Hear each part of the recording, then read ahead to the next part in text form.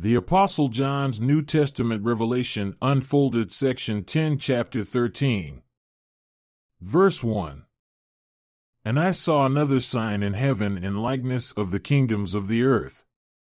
And I saw a beast rise up out of the sea, and stand upon the sand of the sea, having 7 heads and 10 horns, and upon his horns 10 crowns, and upon his heads the name of blasphemy. The beast referred to here is the same beast John later describes in Revelation 17 verse 3. This beast is a beast of the earth, unlike the 4 beasts of heaven mentioned previously by John. To properly understand what this beast represents, it is necessary to review what John later reveals in Revelation.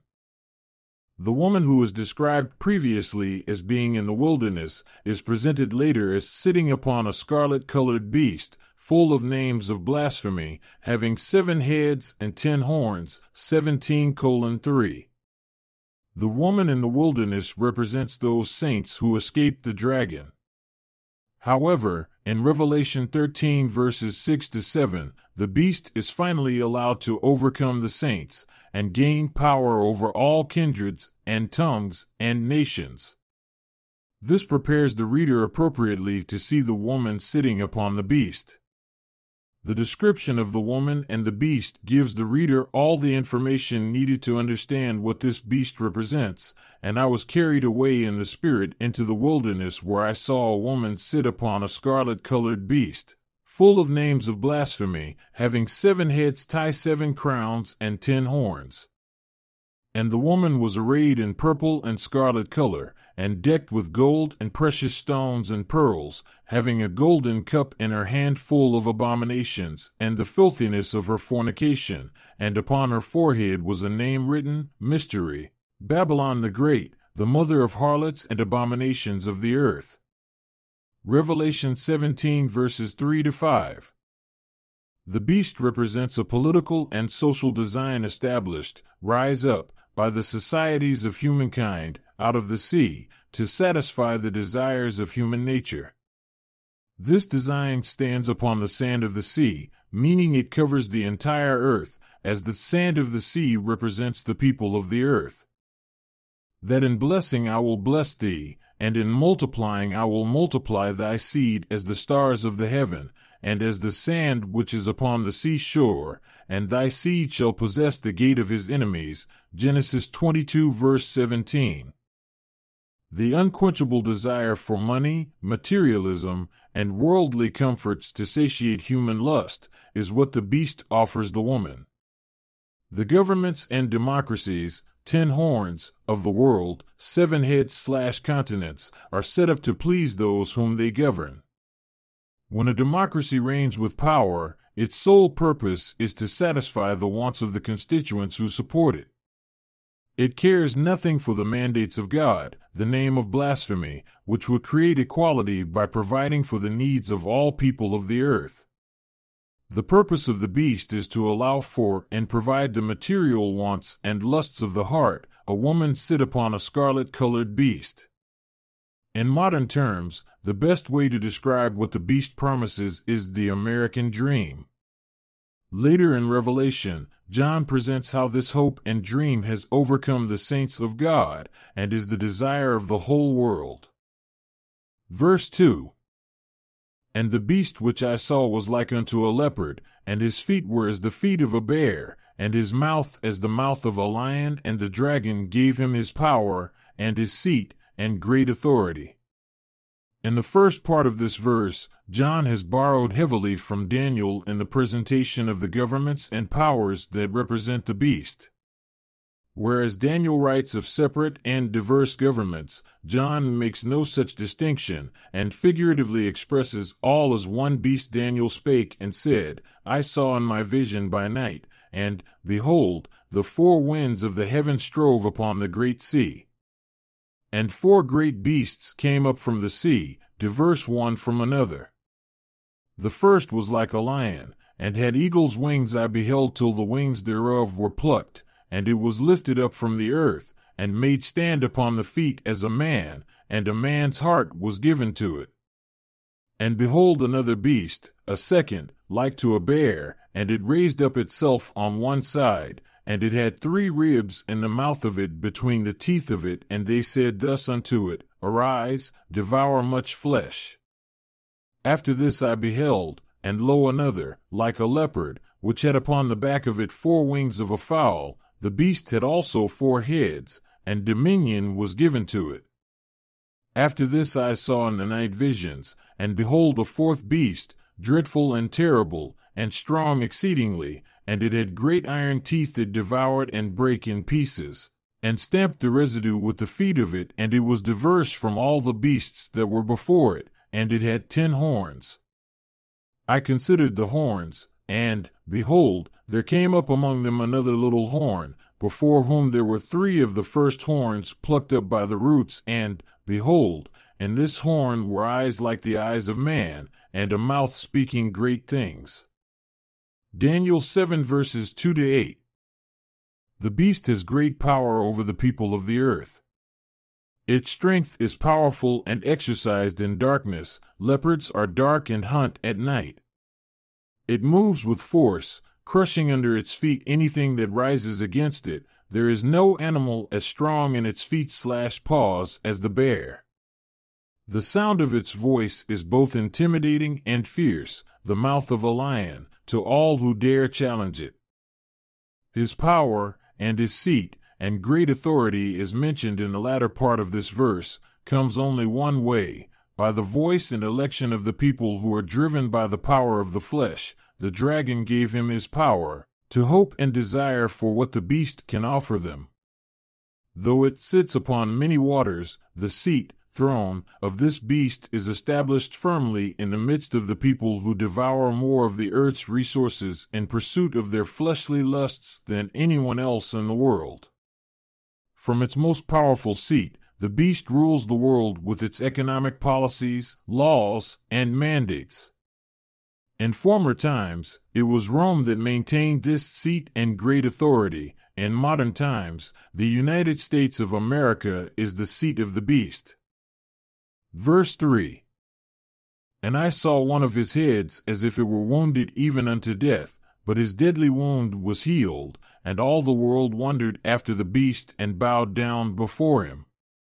In order to properly understand what John is establishing here as one of his heads being wounded, and also to fully understand the rest of the figurative expressions presented in chapter 13, it is imperative to introduce a brief and concise history of Roman law. Laws are the basis of any human society and govern those subjected to them. A society of people that lives to fulfill its selfish desires, no matter what the cost might be to others, will establish laws which codify and support these desires. This premise is the beast John presents throughout this part of Revelation. One of the 10 horns upon one of the 7 heads of this beast was the great Roman Empire that extended into all parts of the continent, Europe, one of the 7 heads, on which it was established. Though there were other governments established throughout the world at the time of the Romans, and all were set up under the premise of the beast, none compared to the Roman Empire, which has been called by historians as one of the greatest civilization in the history of the world. From the 6th century BCE, the principles, procedures, and institutions of Roman law dominated both Western and parts of Eastern civilization. Most of the current legal systems of Western Europe are based on Roman law and are called civil law systems. The United States claims common law as its precedent, but there is little doubt of the influence Roman law had on its establishment.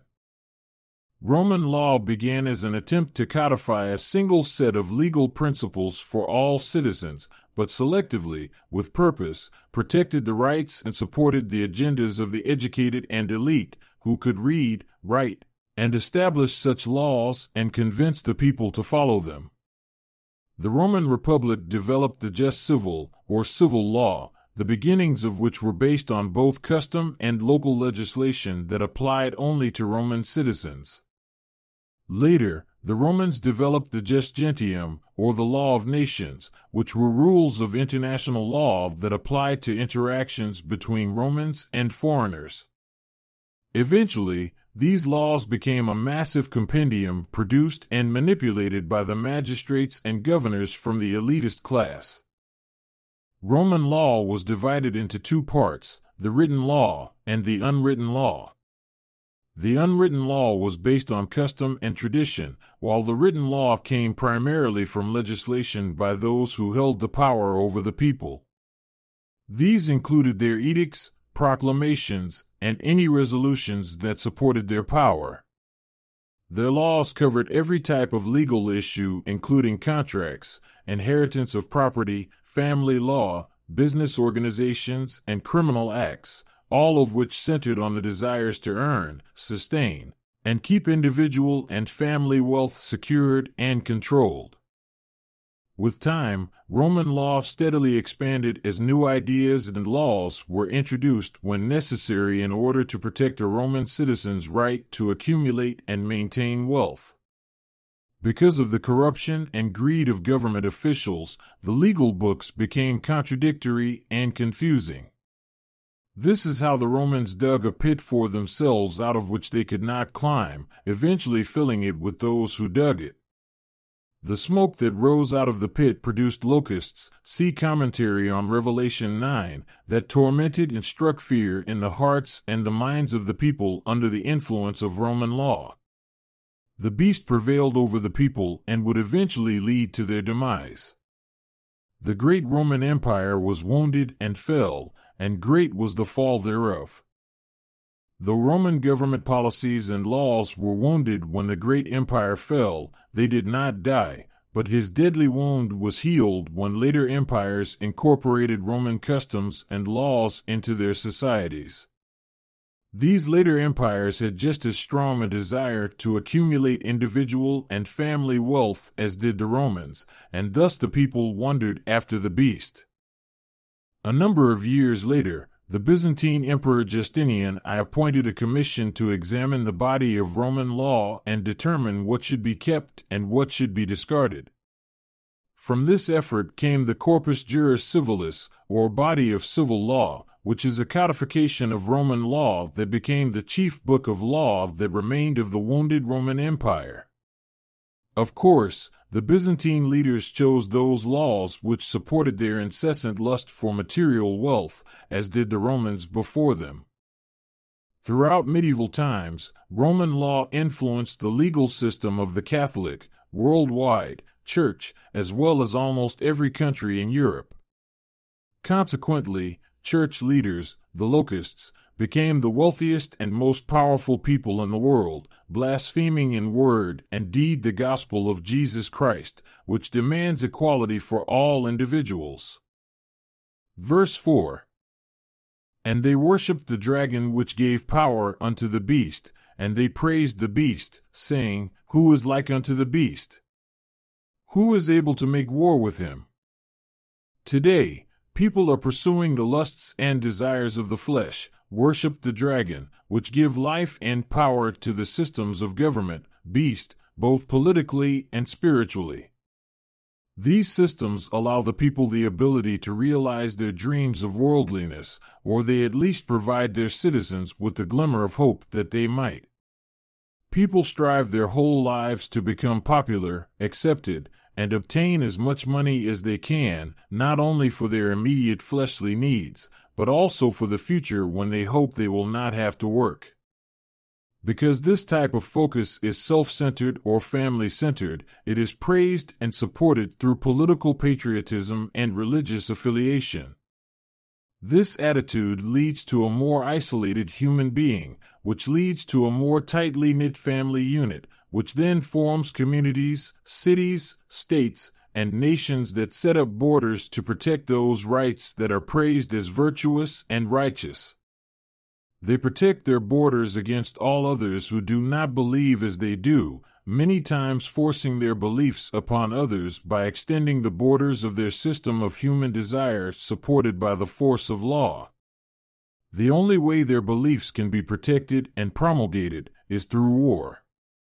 When this value system is accepted and protected by the strongest governments and praised by the people, who is able to make war with it?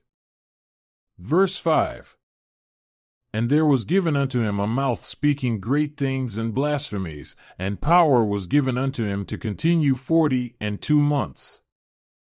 Some historians have marked the official end of the Roman Empire as circa 478 AD. However, John was alive during the course of its downfall, and personally determined from his own prophetic perspective that it continued for a longer period of time.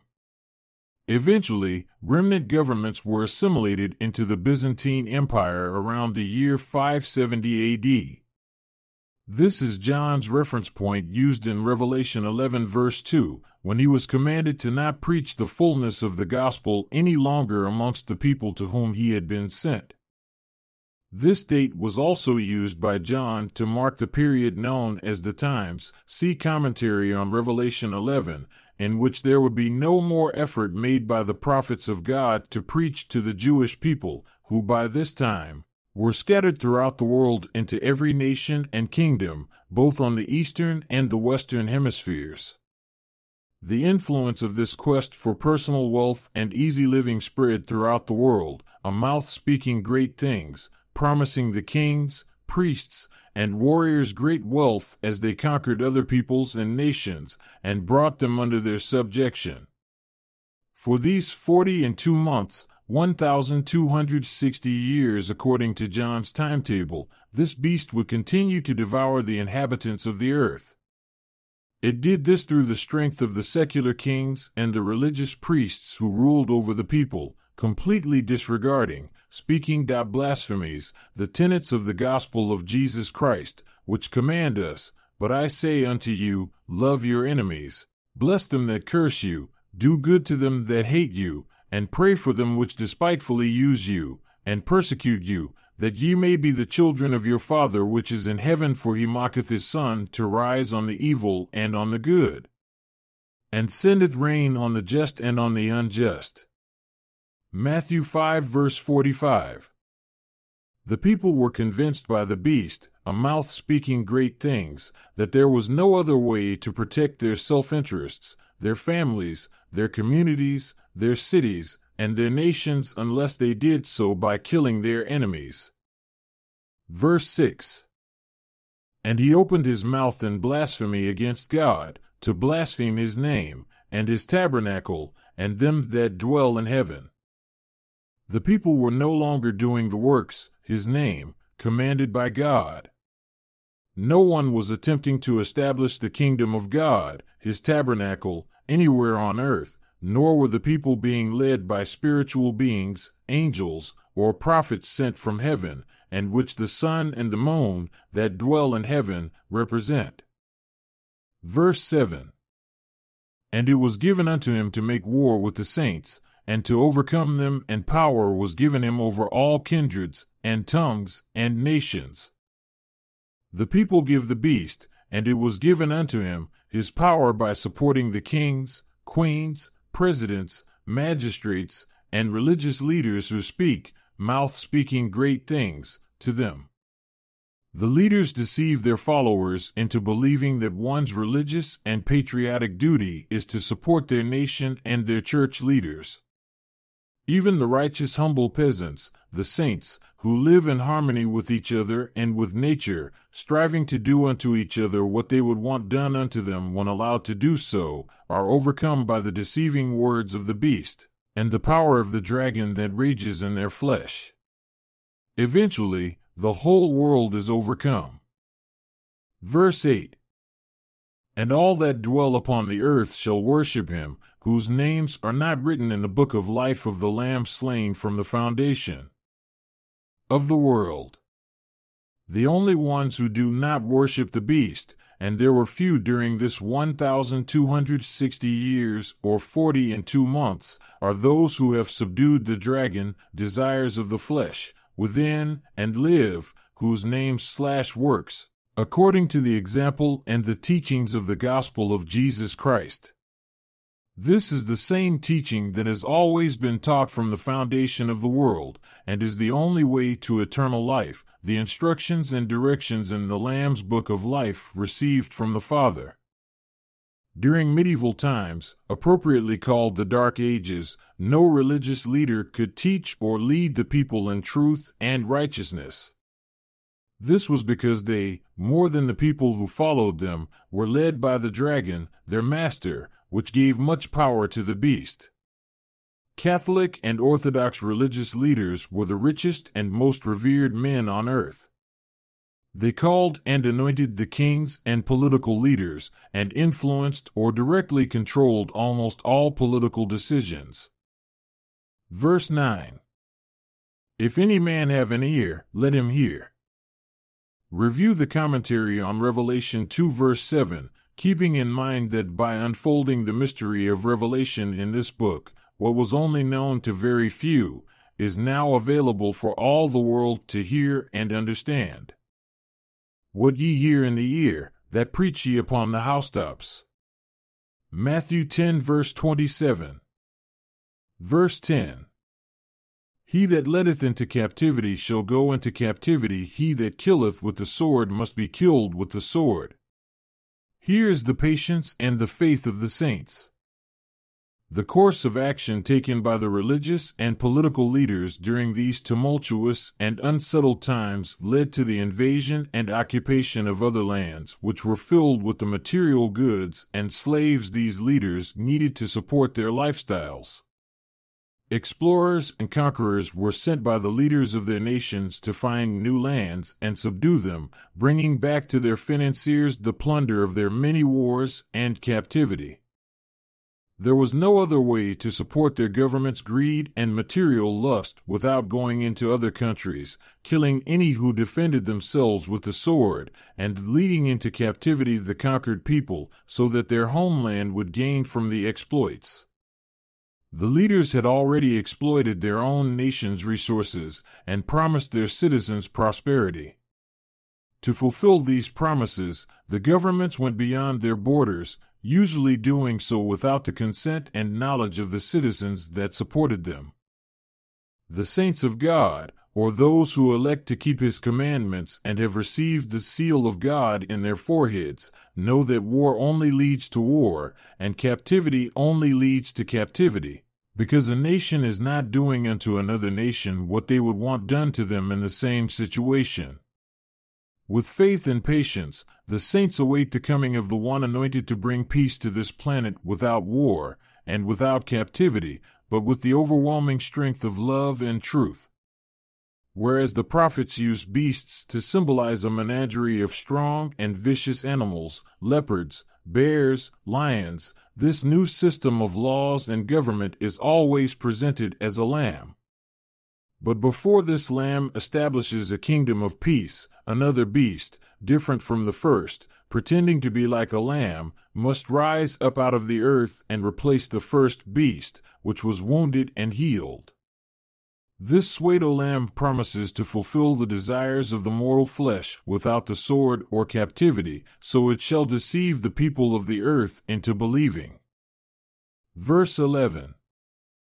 And I beheld another beast coming up out of the earth, and he had 2 horns like a lamb, and he spake as a dragon. Christianity became the religion of choice for the monarchies and aristocracies of the Middle Ages. Christianity was used to introduce false notions and doctrines, which were incorporated into the early Catholic Church. It taught the people that one who sinned against God, a sin being anything that was contrary to the mandates and commandments of the Church and its leaders, could not only be recompensed and forgiven by the leaders of the Church through communion and confession, but most importantly, by the payment of tithes and offerings. This blind obeisance sustained the lifestyles of the leaders who benefited the most, not only with material goods, but by maintaining strict control over the minds of the people. The corrupted doctrine that Jesus died on the cross for our sins, instead of Christ's simple message of love your neighbor as yourself, benefited these leaders greatly because of the people's desire to feel emotionally balanced and right with God. To the people, the church was God, and the leaders were his appointed spokesmen. No longer were there vagabond prophets of God, coming forth out of the wilderness dressed in sackcloth and ashes, eating honeycomb and locusts and living without material wealth, not allowing themselves to be put above another in any type of leadership position.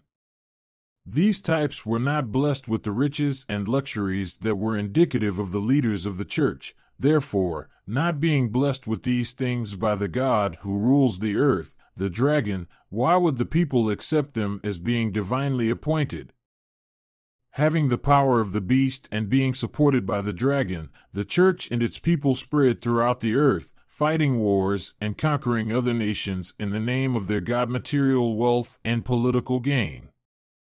This was the first beast, which was figuratively presented by John to represent the Roman Empire and its system of government and laws, as explained previously.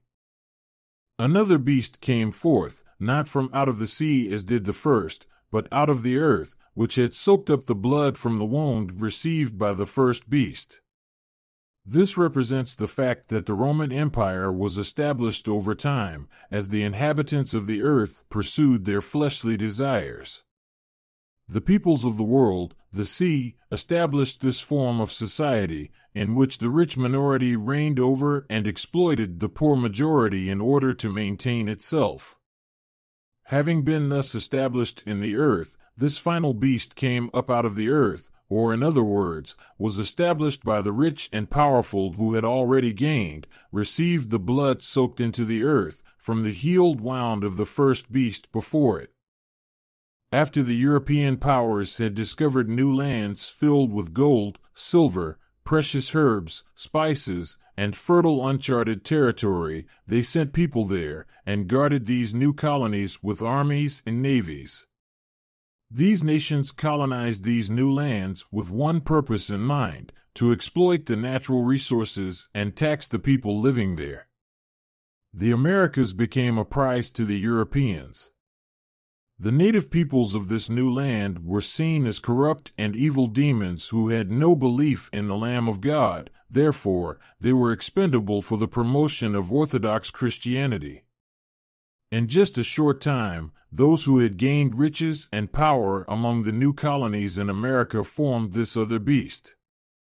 Rich American landowners began to see the distance between them and the government they were supporting as an opportunity to gain even more personal wealth and power.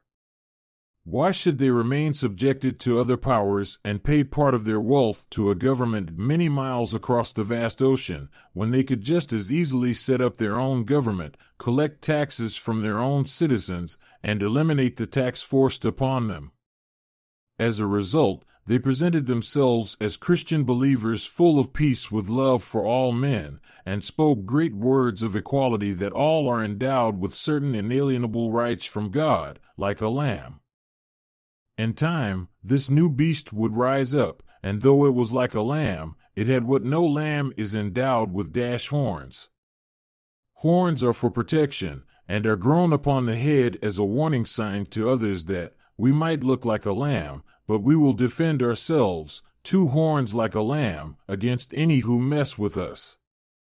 When other nations struggled to survive their own revolutionary wars and pled with the United States for help, America was not willing to risk going to war for nations they did not believe could survive. However, the true reason why the United States did not go to war for these nations was that American leaders understood that these rebellious nations did not intend to submit themselves to the laws and government of the United States, and wanted to form their own governments. If the rich landowners and politicians would not personally gain from another nation's desire to be free, why should they involve themselves? From their point of view, as long as the other European powers did not intervene, the government of the United States could let other rebellious colonies fight it out amongst themselves. The American motherland, Great Britain, was torn between monarchical principle and a desire for new markets. South America as a whole constituted at the time a much larger market for English goods than the United States, which had rebelled against them. Instead of war, the United States negotiated the purchase of lands from other European countries who could see their power slipping away in these foreign parcels of America.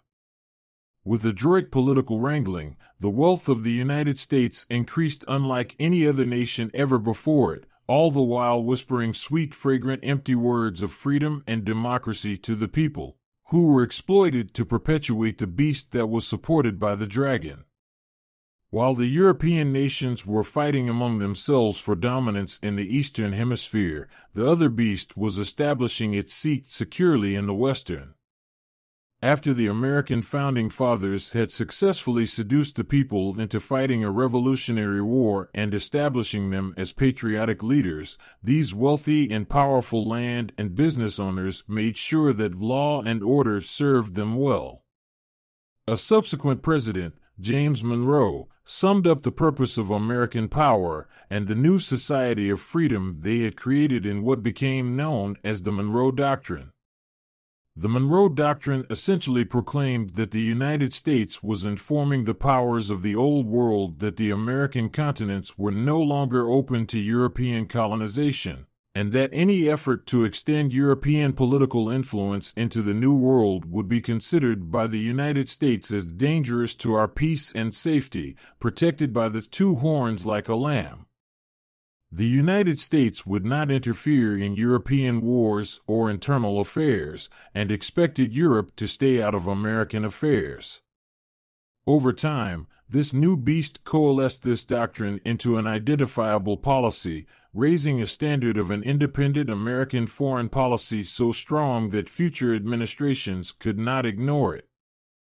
Well did Daniel prophesy concerning the United States of America.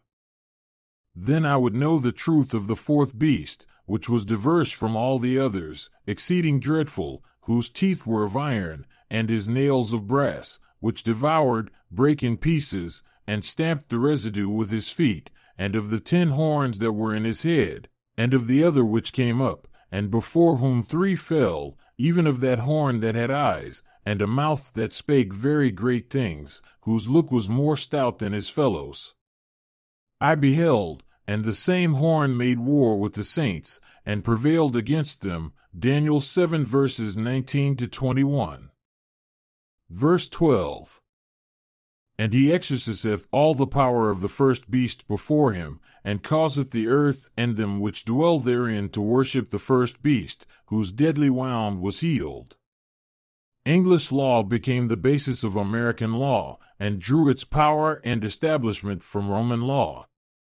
English ecclesiastical courts applied canon law, which was based on Roman law, and the universities of Oxford and Cambridge taught both.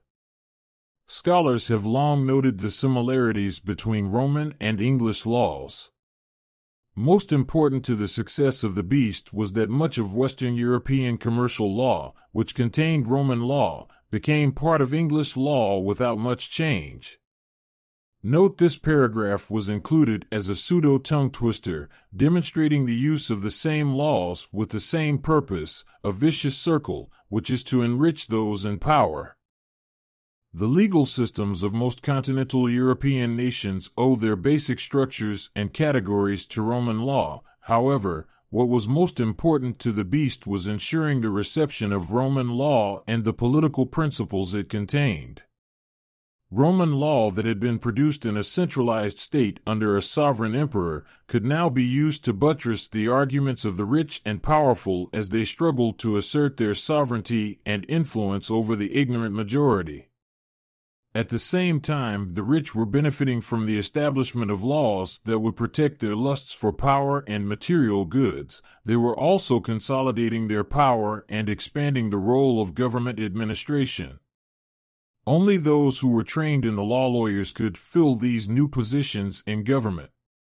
The majority of the people had no clue from whence their government and courts obtained their laws, and knew little of their true purpose and meaning. And as long as the fleshly needs of the masses were met, or as long as they believed their government could provide them with the ability to meet these needs, the people loved their pretended democracy.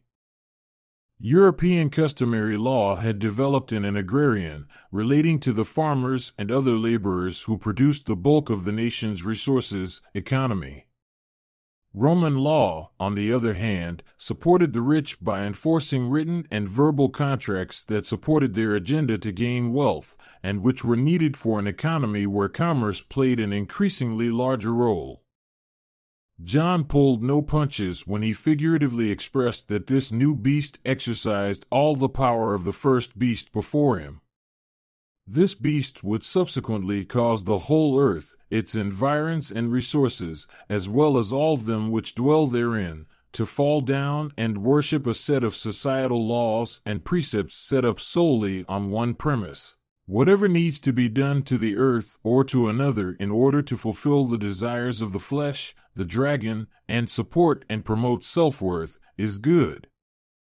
Why should the people do unto others what they would have others do unto them, when doing so would not give them more material wealth, more worldly acceptance, and more power over those who are not seen as their equals?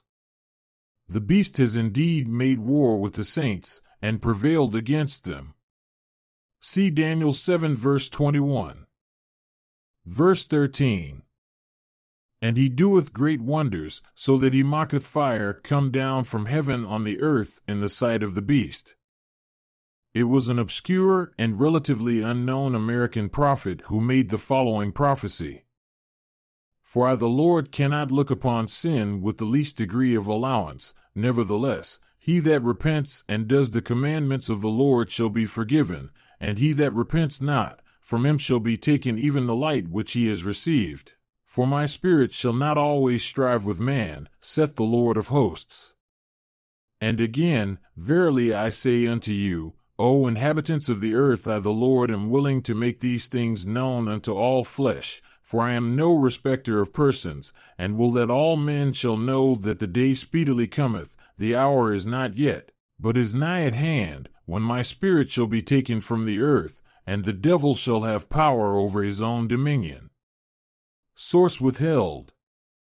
This prophecy was given in November of 1831. Shortly after this time, the hour is not yet, but is night at hand, mortals began to discover the knowledge and understanding, fire come down from heaven, see commentary on Revelation 4 verse 5, of some of the mysteries of God. The American lifestyle, the other beast and the he referred to in this verse, influenced the scientific and technological advancements needed to satisfy the appetites of its belly.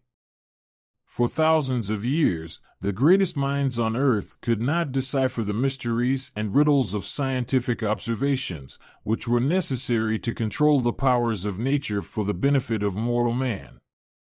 The secrets of kinetic energy, theorized and speculated on by the great minds of science, were kept hidden away. Unable to utilize what they understood, the world advanced very little from the time of the ancient Egyptians until the time of the isolated colonies of the American Pilgrims. The extraordinary power of electricity was kept hidden from the very foundations of the world so that humankind would not discover its potential and use it inappropriately.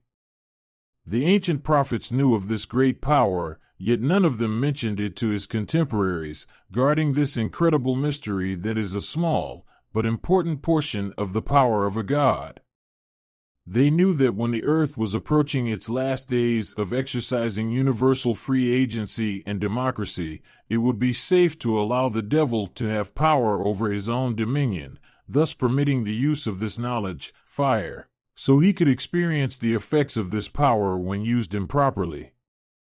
Not one ancient prophet who received knowledge of the latter days prophesied anything but great wickedness upon the earth. They saw the computers, the medical advancements, and the technological cornucopia of ease and wealth given to those who would experience the effects of this fire from heaven, but they prophesied of nothing but wickedness. As the world began to lust more and more after the ease and comforts that this fire provided them, the great furnace of the bottomless pit was stoked and fueled. See Revelation 9 verses 1 to 2. Nature's power was bridled, and the beast was given the ability by the dragon to hold the reins in his hands, taking the horse and its rider anywhere he so desired. Verse 14. And them that dwell on the earth are deceived by the means of those miracles which he had power to do in the sight of the beast, by saying to them that dwell on the earth, that they should make an image to the beast, which had the wound by a sword, and did live. As technology began to provide immediate pleasures and satisfaction to humankind, faith in an unseen God, and any hope of an afterlife, became less and less important to them that dwell on the earth. New advancements and apparent miracles were introduced with each new generation. In a brief amount of time, compared to the thousands of years that humans existed without the miracles of science and technology, mortals have gained power to travel hundreds of miles per hour through the sky, and to entertain themselves with these wonderful miracles. These miracles provide large amounts of leisure time, and instead of working as expected by their Creator, in the sweat of thy face shalt thou eat bread, till thou return unto the ground, for out of it wast thou taken, for dust thou art, and unto dust shalt thou return. Genesis 3:19. The people of the earth search for ways to be free from all labor. Them, so deceived, live by the sweat of the faces of the poor, causing them to grind at the wheel of an economy that feeds the wants and needs of the deceived. Grinding the faces of the poor, as prophesied, is the result of those who believe that their individual and family goals of financial wealth and independence are more important than another's. The other beast that came out of the earth like a lamb opened up and developed a land where these miracles could be seen, sight of the beast, and believed. Millions of people around the world were deceived into believing that the American dream was equally attainable for all.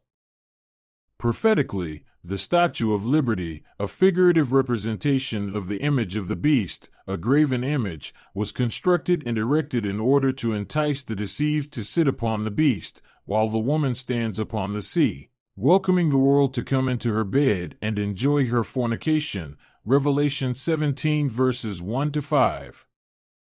The giant image, a woman clothed in a robe, holds a torch in her right hand, giving the appearance of righteousness, offering enlightenment, fire come down from heaven to the world, and is profoundly represented by the 7 heads, or 7 rays, 7 continents of the world, jutting from her crown.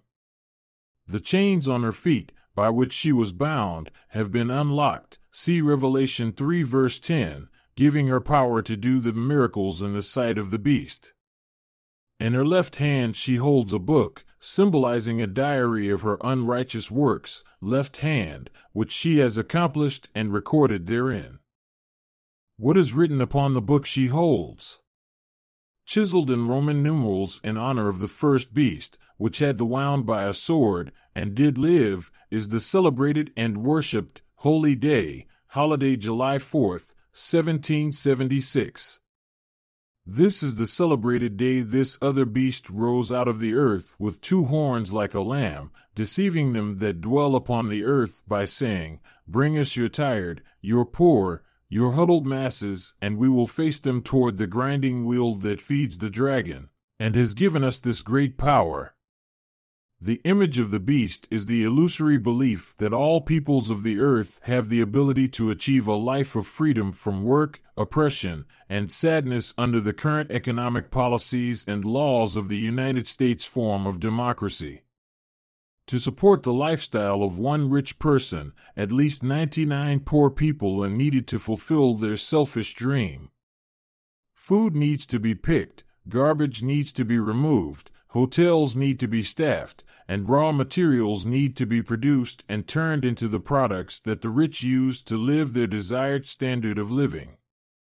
The deceived of the earth are convinced that if they are not worshiping the image, living this standard of living, then they have not arrived, and they are not successful, therefore they are not happy. Thus, these are they who are deceived. Verse 15. And he had power to give life unto the image of the beast, that the image of the beast should both speak, and cause that as many as would not worship the image of the beast should be killed. The U.S. government and its laws have the power to guarantee a person a high standard of living, power to give life unto the image. Corporate and business law, as well as diverse litigation in U.S. courts, has created personal and family wealth for the few who have heard the great and marvelous words and promises of financial independence spoken by the beast, that is, that horn that had eyes, and a mouth that spake very great things, whose look was more stout than his fellows. Daniel 7 verse 20, the lure of financial independence can be figuratively expressed as the mythical siren's song, the very great things that the beast's mouth speaks, that metaphorically caused many ships to steer off course and wreck.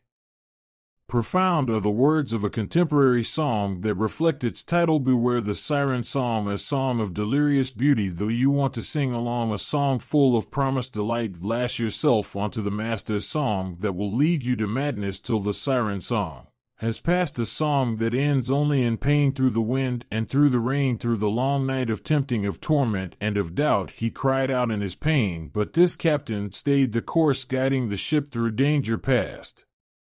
The siren's melody on to the promise of home. Beware the siren song, try not to listen, make sure the ropes are strong, focus your vision. Beware the siren song, a song of beauty, guide your ship on the right course. And the ocean is so deep, blackening water is raging as the ship is tossed about, a speck in the infinite void, and the map is old and worn, stained with the tears of captains who have sailed this way before to follow the song of the heart.